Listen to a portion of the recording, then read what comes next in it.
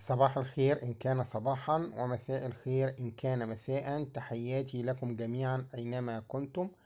نحييكم اليوم 5 مارس 2025 الموافق 5 رمضان. معنا الآن قطعة تذكارية مناسبة العيد الذهبي 1982 1932. تم إنشائها 1932، وهي العملة دي إصدار 1982 شركة بيع المصنوعات المصرية بمناسبة مرور 100 سنة على إنشاء الشركة. شركة بيع المصنوعات المصرية معروفة طبعا إن دي أحدى شركات بنك مصر في ذلك الوقت، اللي كان أنشأها الرجل الاقتصادي المخلص طلعت مصطفى. أنشأ عدة شركات لتدعيم الاقتصاد المصري، وأنشأ بنك مصر، وطبعا بيع المصنوعات المصرية إحداها. والعملة دي تذكارية مناسبة مرور 100 سنة عليها. مكتوب جمهورية مصر العربية بخط التلت. قطعة جميلة تذكارية.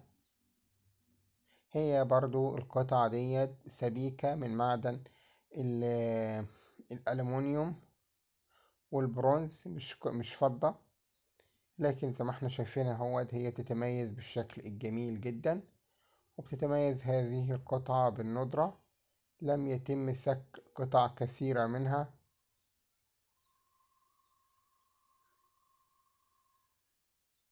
لم يتجاوز عدد القطع التي تم سكها 3000 قطعة فقط، أو 5000 على ما أتذكر يعني.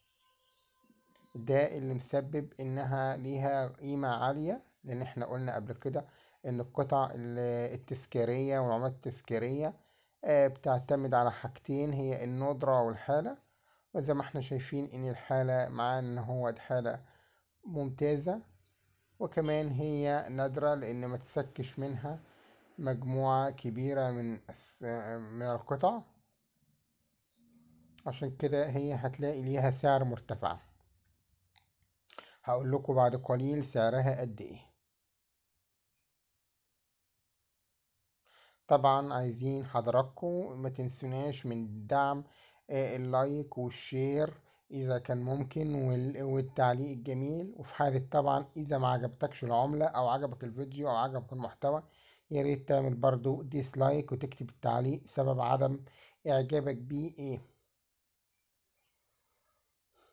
بقى نقطة أخيرة، إن يكون سعر القطعة ديت سعر القطعة بتراوح من 1000 ل1250 جنيه. مع الأسف هي سعرها غالي فعلا، من 1000 ل1250 جنيه، لأنها نادرة.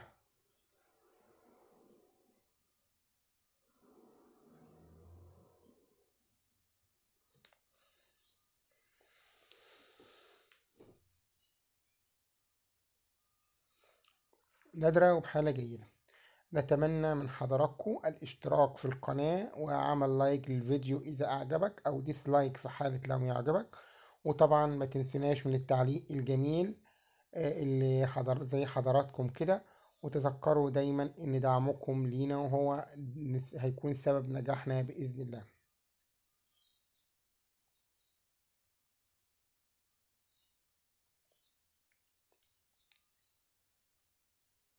نلتقي بكم على خير في حلقة قادمة بإذن الله مع عملة جديدة قديمة.